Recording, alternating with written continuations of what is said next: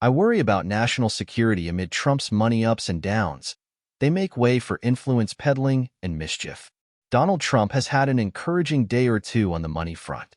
On Monday, a New York appeals panel lowered, to a mere $175 million, the amount the former president needs to cough up as he challenges the huge judgment against him in his civil fraud case.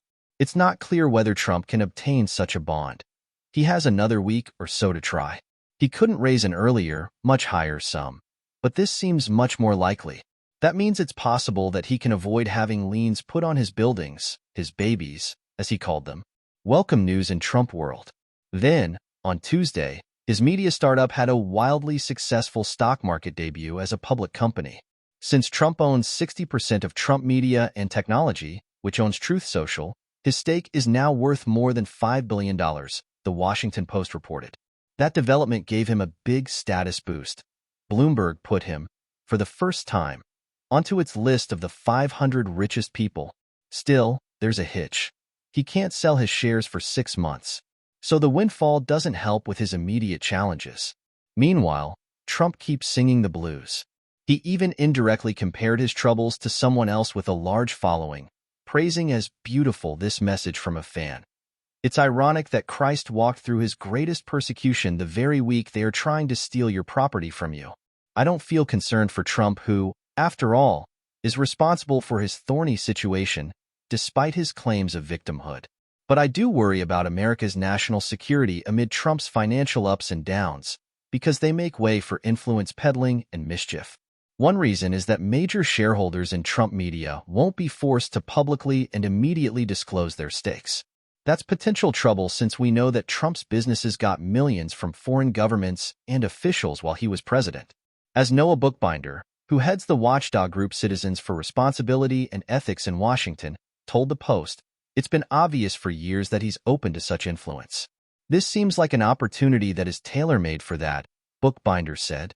In other words, Trump is, as always, on the make.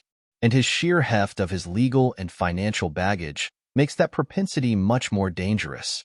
Trump's situation creates an unprecedented opportunity to buy influence with a leading presidential candidate and a sitting president should he be re-elected, the nonprofit organization wrote in an analysis last month. Without suggesting any malfeasance, I'll note one example of overlapping interests. A Republican mega-donor, billionaire Jeff Yass, was the biggest institutional shareholder of the shell company that merged with Trump's social media company, according to the New York Times. Yass's firm is also a major investor in the parent company of TikTok.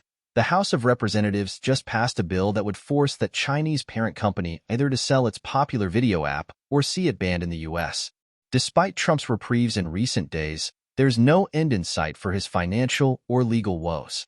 And that's problematic, not just for him but for the nation.